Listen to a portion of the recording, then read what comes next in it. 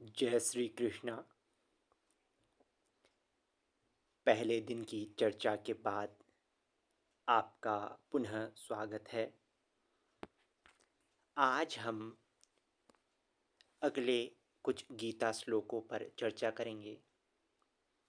ये चर्चा बहुत अधिक गहन नहीं है। मैं एक छात्र भर हूँ। अगर आप मुझसे इसमें कोई भी त्रुटि होती है तो आप इसे सुधारने का प्रयास ज़रूर करें। मैं इसे एक चर्चा के भांति देखना चाहता हूँ जिसमें मैं कुछ चीज़ें कहूँ, आप कुछ चीज़ें कमेंट बॉक्स पे उत्तर दें। सबसे पहले गीता श्लोक से शुरुआत करते हैं। पहला श्लोक है जिसमें धृतराष्ट्र उवाच। धृतराष्ट्र पूछते हैं इसमें, धर्म क्षेत्रे कुरुक्षेत्रे समवेता युत्सवः मामकः पांडवाश्चैव किम कुर्वत संजय। इसके अर्थ के बारे में अगर हम जानना चाहें, धृतराष्ट्र पूछते हैं, हे संजय, जब मेरे और पांडु के पुत्र धर्म भूमि कुरुक्षेत्र में युद्ध के लिए एकत्र हुए तब उन्होंने क्या किया। इसमें एक बहुत गहरी बात देखने को हमें यहाँ मिलती है। ये चर्चा सामान्य चर्चा जैसी नहीं होगी जो बाकी वीडियोज़ आपको यूट्यूब में मिलती हैं। कुछ अलग चीज़ें इसमें हम करने का प्रयास कर रहे हैं। तो इसमें क्या चीज़ अलग चीज़ दिखती है कि धृतराष्ट्र ने पहले ही श्लोक में माम कहा और पांडशैव यानी कि मेरे पुत्र और पांडु के पुत्र कह के शुरुआत में ही जब ये सब शुरू हुआ उसी समय धृतराष्ट्र विभाजन कर देते हैं। ये उनका पक्षपाती व्यवहार दिखाता है कि युद्ध भूमि में युद्ध शुरू नहीं हुआ है, उससे पहले ही धृतराष्ट्र अपने पुत्र और पांडवों के बीच में विभाजन उनकी भावना दिखती है। अगले श्लोकों को कुछ संक्षिप्त में देखें हम तो अगले श्लोकों में दूसरे श्लोक में संजय कहते हैं, दुर्योधन ने गुरु द्रोणाचार्य के पास जाकर पांडवों की सेना के संगठन का वर्णन किया। आगे के श्लोकों में 5वें श्लोक तक यही बताया गया है। वह पांडवों की सेना को शक्तिशाली बताकर चिंता प्रकट करता है। इसमें यह जानने की बात है, दुर्योधन जानता है कि पांडवों की सेना धर्म की पक्षधर है। युद्ध से पहले ही उसके मन में आत्मिक हीनता और भय छिपा हुआ है। शुरू के श्लोकों में दुर्योधन के मन में ये भय था कि कहीं ना कहीं धर्म दूसरे शिविर में है।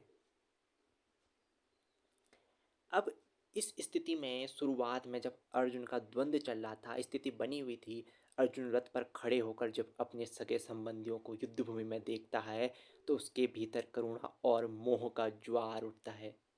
वो देखता है जिनसे मैं युद्ध करने जा रहा हूँ वे मेरे सभी सगे संबंधी हैं, जिन्होंने बचपन में उसे खिलाया है, जिन्होंने उसको शिक्षा दी है, वो सब उसके सगे संबंधी ही हैं।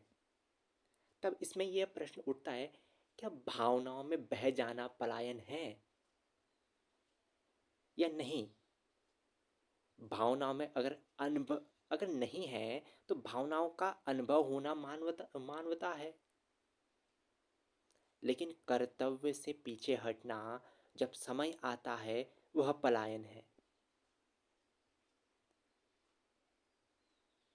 कुछ उदाहरण ऐसे समझते हैं इसे। कोई विद्यार्थी परीक्षा से पहले सोचता है, मुझे याद नहीं आ रहा, मैं ये नहीं कर सकता। एक युवा करियर चुनते समय सोचता है, अगर सब कुछ फेल हो गया तो। यह अर्जुन जैसी ही मानसिक स्थिति है कि कार्य आरंभ होने से पहले ही हमें उसके दुष्परिणाम भी दिखाई देने लग जाते हैं।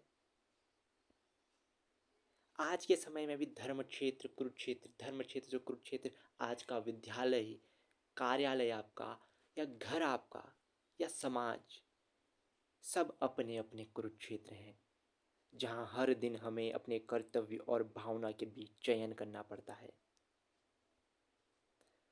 तो मेरा प्रश्न ये है, क्या आपके जीवन में भी कोई ऐसे निर्णय हो जाते हैं जो इस धर्म क्षेत्र कुरुक्षेत्र बन जाते हैं?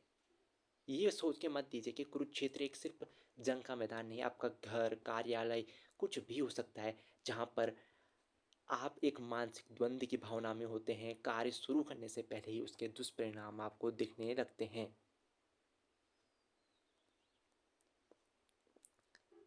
तो इसमें मैं ज़रूर चाहूँगा कि आप कमेंट बॉक्स पे इसका उत्तर दें।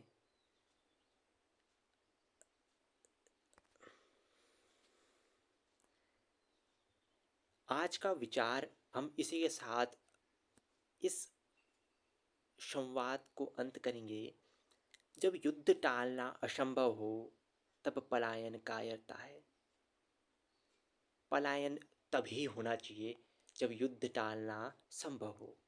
तभी कृष्ण भी पहले शांति पक्ष में हमेशा से रहे थे, और जब यह सब असंभव हो गया तो कृष्ण ने खुद ही अर्जुन को उपदेश दिया कि अब जब युद्ध टालना असंभव हो गया है, तब पलायन करना कायरता है।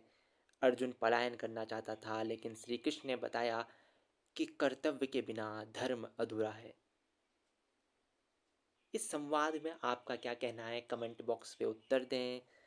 मिलते हैं अगली वीडियो में। धन्यवाद।